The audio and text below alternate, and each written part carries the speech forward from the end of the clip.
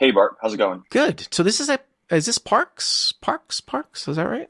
This is Parks. Ah, we get a lot of It's calls from Parks. I don't know if that's because Michael G filters through. I don't know, Grant, if you're a CLP sub or not, but Michael G is the moderator. Will read all of the non CLP website subscriber emails and then pass along to me the ones that he thinks are best. And we've got a lot of I know Michael G plays out of Parks, but anyways, yeah. is this the 10-10 game or This is 10-20-40. They usually get these bigger games running.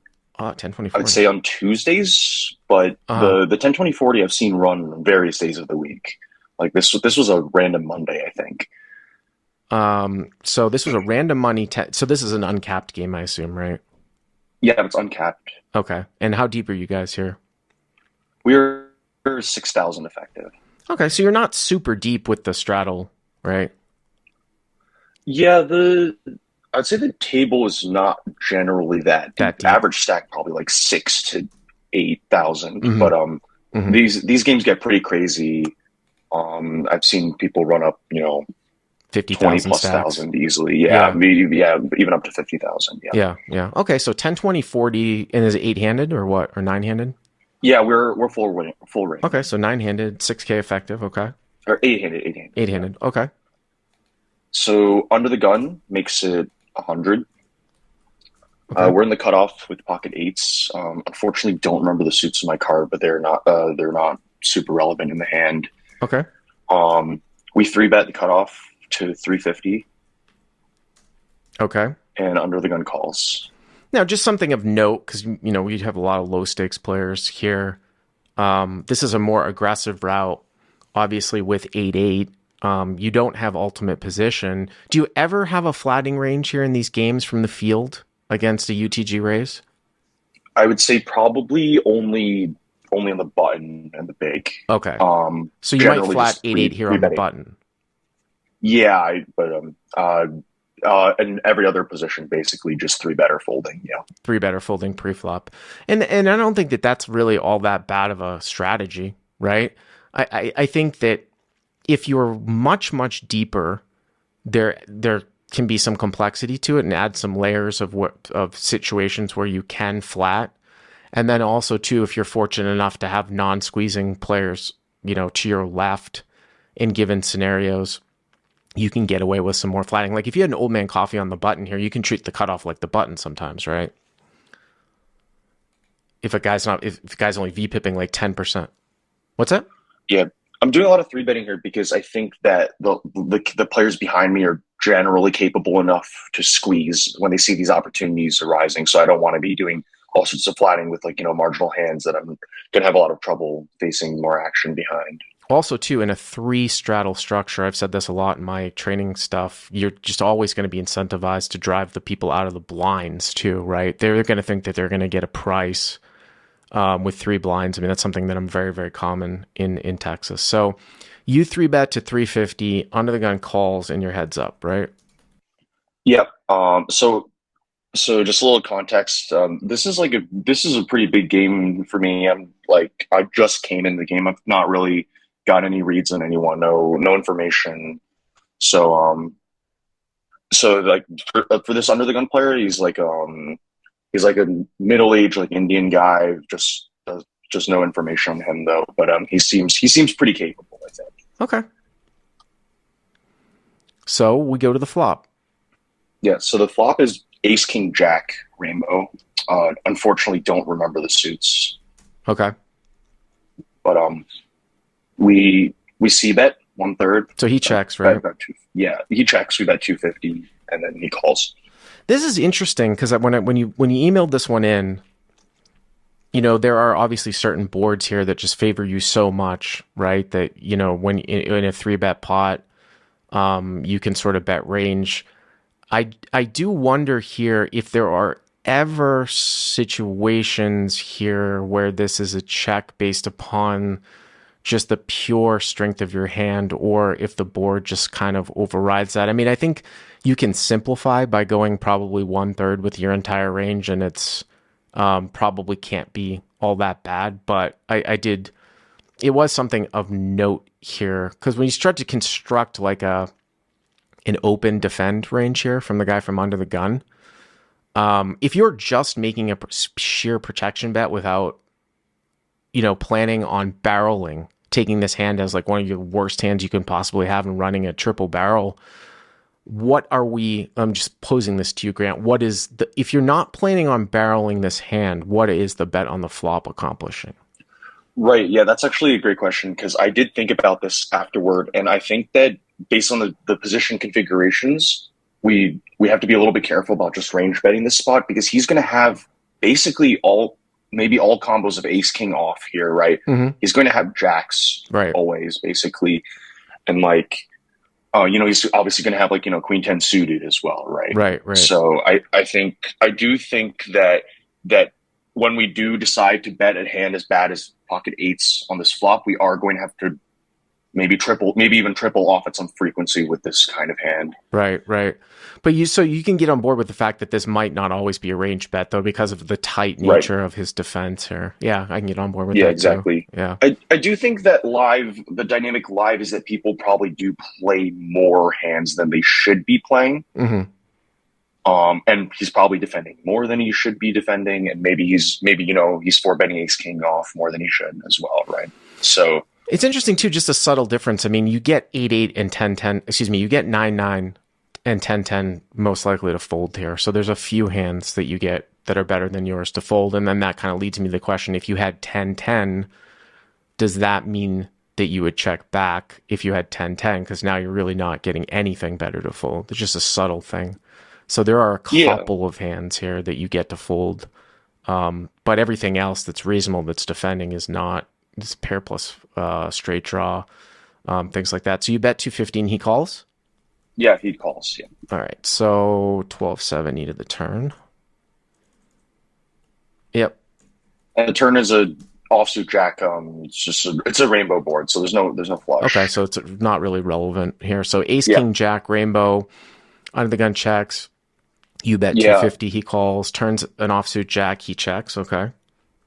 Yeah, and I didn't see much merit in betting this turn. Maybe we get a hand like king queen to fold the turn, Mm-hmm. but like a lot of his worst continues on the flop, like queen jack, jack 10 have now improved, right? And there's no way an ace is folding this turn. So I figure I think I'm doing a lot of checking on this turn since our the absolute top of our range as well, like aces, kings, ace jacks, Might check stuff back like that. sometimes. Yeah. Yeah. I mean, and the other thing too is, as you point out, really you're only looking at like king queen here.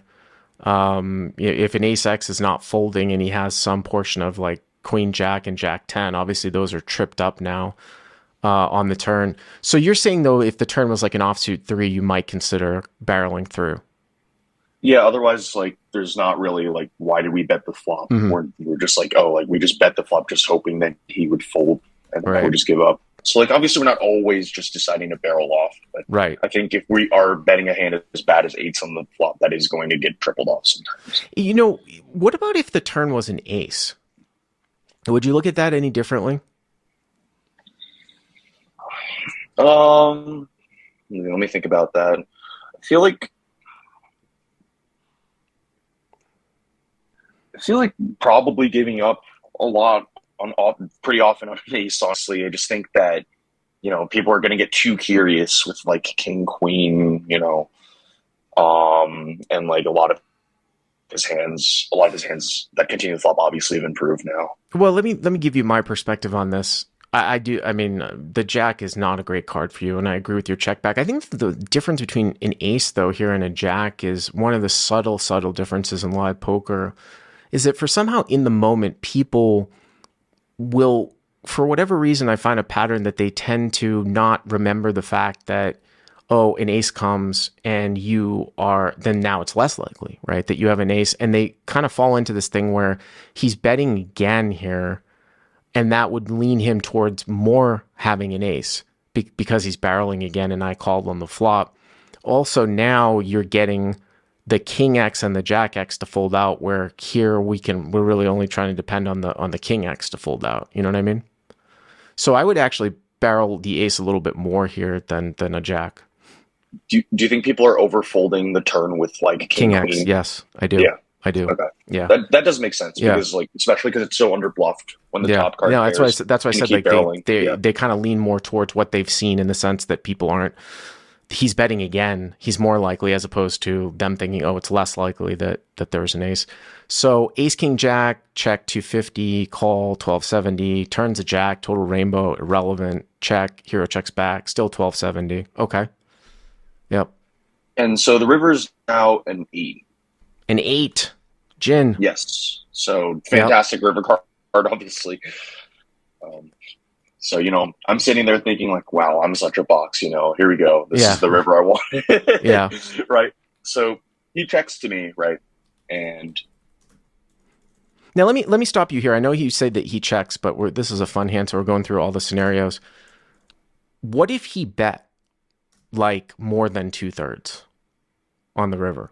man, I'm probably inclined to just flat because I like on this type of board. I mean, maybe we get called by Jack X, but I just like don't like his. When I expect him to be checking to me a lot on the river, but oh god, I mean, I you're gotta trying to think get about value that. from Ace King, right? By raising at the end here, if you were to lead, Ace, King, yeah, Queen, Jack, Jack 10 suited, right? right, and then the Jack X portion, and then I think I don't know how people necessarily construct here. I mean, aces should be almost always four bet pre.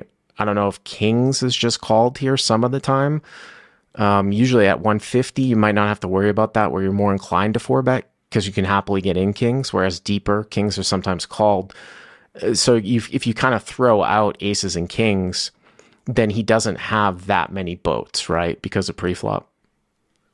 Right, yeah.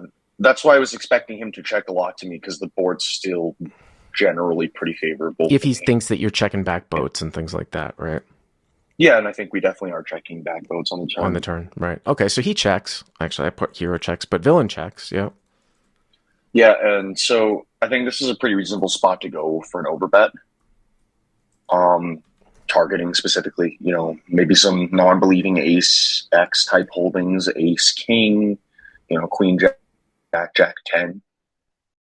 Yeah, it's interesting that you say that because I do wonder in live poker how often a jack is just checking here on the river. My initial reaction here, I mean, what you're saying makes theoretical sense. My initial reaction here is that the check at the end might dictate that he actually isn't all that strong, especially if I was just talking about him coming out and betting ace king here for like 800. So I do wonder, like, if queen jack and jack 10 get here, are they checking at the end here? Yeah, that's true. I mean, I guess he could be pretty capped tracking the river. And I think it's difficult to just construct his range because like we don't really know what he's doing with his best hands in this spot, like ace jack versus his like worst hands like king queen, ace five suited, maybe ace 10 suited, stuff like that. So he checks, okay. Uh, but yeah, I see what you're saying that maybe he's just not checking good hands on the river Yeah, at all. that's just my gut reaction of how, again, I think I think that people like me because I talk through these situations of where I can sort of glean reaction in similar spots, through my experience in playing live. And that would be my gut reaction, is that I wouldn't want to overbet here because I'm not sure how strong he is, and it could be that the most of the portion of his range that is actually taking this exact line is like ace 10, ace queen, some weak ace, whatever, defend with the ace 5 suited or something like that, right? Or some ace X. It's obviously not going to just fold the flop on 250. You didn't put money in on the turn. I think all those hands play this as a check. And then who knows, if you want to get curious once in a while with like king queen or king 10, I might go like I might go I mean, that 4 to 600 here would be, I mean, that's just my thinking here, but obviously you think different. So he checks, and what do you do here? Yeah, right. So I bet 1850 on the river. Um, yeah. So I mean, back to that thought though. I do think that the reason I chose to overbet is because people in general don't bluff an overbet that often. And also, I think people do too much calling as well, like especially in live poker, Well, way, way, that's way too much true. calling, Well, that's 100% right? true. I mean, So, I can get on board yeah, with what you're saying, and there are certainly situations where I think it's great to bet huge on the river because people call too much, and then it even will sort of it'll even cut down more on their propensity to ever check raise bluff at the end, even though that's very, very low. But I don't know. I'm not 100% sure if that sort of fits into this situation. But okay, so you bet 1850. and under the gun goes into a decent tank. Like he tanks for a bit. He thinks for a bit. It looks like he's thinking. I mean, I would maybe this is like results oriented, but it looks like he's thinking about calling, and then he jams. Wow. So He so jams what is that total? Because it's not that 54, much, right? 450. How much total? Yeah, 54? five about like 5.5 ish. Yeah, All right. So we'll say 54, 55 ish. 5,500. So you bet 1850 into 12, and he jams for 55. So it's like 85, 3 for you to call, something like that. Is that right? 85, 3 for you to call. So 8,500, 3,000 a call, maybe Oh no, some, sorry. The jam is for a total of 54.50. right. It's not. So you bet 18 into 12, so that's 31. So it's 85, right? 85, and Oh yeah, then yeah. what is it? 37 for you to call. So 85, 37 to call. Yeah, that's better math. 85, 37 to call. So you're getting about 2.5 to 1. Wow. I mean, that's funny because you said that you overbet the river to sort of discount the fact that you'd ever get blown off of hands. I mean, this kind of sucks. The only thing that I would say is that if you ever think that the guy is ever capable, I mean, what hand should ever make this play? I mean, the two hands, right? What are two hands that would make this play that makes sense? Well, right. So I think the okay. So obviously, the one's gonna have jacks, Quad right? jacks, Jacks that's is one, right? probably reasonable. Yeah. Yeah, but he also might not even check river with quad Well, jacks, no, right? right. I'm just You saying might you that, might be too scared about like yeah. yeah, I'm just saying, even regardless of that, just what is a check? What is comfortable check raise jamming for value the way that this hand went down? Quad jacks is one, right? Right, and then like ace jack or like aces maybe if you I traps was gonna aces. say aces. I was gonna say aces. I mean, I think that because ace jack loses to kings full and also loses to, like, aces full. And I don't even know if a guy's doing this with king jack necessarily as played, although you did check back the turn. And, maybe kings, something like that. So you'd have to trap here. Man, this one's really close. I mean, you have to be up against a very, very capable you have to be a very, very capable opponent here to find a bluff in this spot. Now, some people are saying ace king. I don't know if ace king is ever bluffed here in this particular spot. I I think mean, ace king was much more likely to just call here yeah, yeah, than yeah. But bluff. I mean, Ace king is even probably just a snap theoretically, call, honestly. yeah, yeah. I don't. I think that's way too far up. And then some people are saying ace jack. I mean, it's possible. Ace jack, of course, is not really ace jack off is not supposed to be defended to a three bet. I mean, if we were talking about theoretical sense, so when you have an ace and and two jacks out there, you can look at the suits, and I know we don't have the suits up, but it could be as little as one combo of ace jack suited that's left if they're all different suits. So that's not a whole Right. big portion of somebody's range, right? Mhm. Yeah. Something I was thinking about was, let's say, if this were a 2-5 game, I think I'd be more likely to just dump this on the river. Oh Like, I yeah, think, yeah, for like sure. lower stakes, like I was almost an instant dump on the river, I think, just because like absolutely nobody is bluffing this spot ever. Especially for this type of money too. I mean, obviously you'd have to divide the amount of money, because you're really only 150. But I mean, if you were deeper and you're putting in thousand, someone's going to check raise you at 2.5 for 2,500. You, as the guy who's three bet on a board like this, I think you can comfortably fold, right? Now, when you're talking about, moving up to high stakes, even though you said the guy was sort of a middle-aged guy, middle-aged guys, study too. So, No, no, no. Yeah, he's pretty. Actually, I would say on the younger side, on the younger okay. side. Well, I mean, that just tends to mean that there's more of a chance that they're kind of studying. So I have, even though I haven't seen it in empirical evidence from doing commentary or really playing in spots like this, I have probably tended to hear more of people capable of running some bluffs in spots like this. So I think it's really, really close here, probably. But I think you're right on where if it's lower stakes, it's probably a decent mistake to call as played. But here, it could kind of go either way. That's my take. Eventually, I thought about this spot. I thought about it for a while, obviously, but eventually, the reason I decided to call was just because I thought his value range in this spot was just really thin. Like, I just don't see him showing up with that many hands in this spot, like in general, that are played in this way that beat me.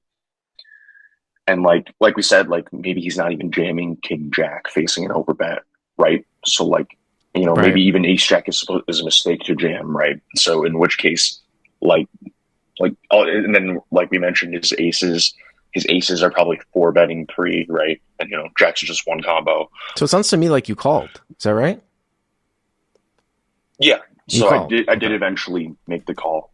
And And so Parks has this really questionable rule where if you are the aggressor on the river and you can muck your hand and the other person has to show their hand to claim the pot. really, so if he mucks his hand, you have to show your hand? Yes, I have to show my hand. It's Interesting. it's only at Parks. This is such a strange rule, but yeah, at Parks, if he jam like sorry he was the aggressor, right? If I when I call him on the river, he's allowed to just muck his hand. I have to show my hand to take down the pot. So it sounds to me like you called and what happened? Right? Yeah. So he didn't show his hand, and he claimed he had an ace, and he mucks his hand. So he says like good call? Is that something like that? Yeah, he was like, "Yeah, you're good." Like he was like visibly Wow. frustrated. He's like, "Yeah, you're good."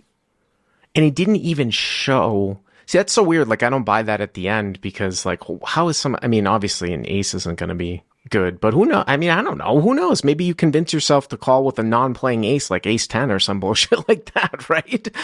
Right. There's once in a great while if he had ace rag that it might be chopping against a called hand here. I mean, it's probably very, very unlikely. That's why I don't really buy that. Anytime that someone's going to ever fold out a hand that has a 1% chance of chopping a $20,000 pot, or I guess in this case 13 after you call, or 12,000, I don't buy it. And the funny thing about that is that once we can sort of take out the fact that he has ace X, what the hell does he have? Oh, sorry. I should clarify the river action. I think I misspoke. So he basically. So I was like talking at the table a little bit during the hand. I was going through my thought process a little bit out loud. So I think he might have concluded that I had him. I was like, yeah, I lose to King Jack Ace Jack. But when he said you were good, he didn't muck his hand yet. So Okay, he had his hand like hovering, like so got it. he didn't muck it yet. Right, So right. I Okay, flipped over my pocket eights, and right, then he right. mucked. So he might have had ace. So it's possible. It's not like he just Yeah, tossed his hand. Right. Okay. Okay. right. Well, Yeah, and the way he was speaking after the river, it was kind of like it wasn't really like, oh, I'm trying to rescue. Like it was just like, yeah, like I think I didn't even hear what he said. It was actually someone else at the table that told me what he mhm. said. Oh, okay. So he wasn't even necessarily like proclaiming that he had ace X. Oh, that's interesting, man. Yeah. No, that's a very, very interesting spot for sure. Yeah, but basically on the river, what I thought was really interesting was that he said he was trying to fold out hands like Queen 10, um, Ace X, like maybe like Ace King, for instance, or like a Hmm. Jack. Hmm. I mean, I get. I mean, I guess, but I mean, it could be one of these things. I mean, in order for that to happen, he'd have to think that you're unprotected when you check back on the turn, that you're never boated, that you always fast play, so that when you turn check back, you're somewhat capping yourself at non boats, non quads. But I don't know if we can make that assumption because you had said that you might do that anyways, right? Right. Yeah. I do think I might be more inclined to bet the turn, like especially like let's say I've got like kings, for instance, on the turn. I'm almost certainly just betting at a pretty high frequency, just because we're unblocking all the ace X, we unblock the jack X. Yep. Yep. Well, I appreciate the call, Grant. Thank you very much. It's a good one. Thank you.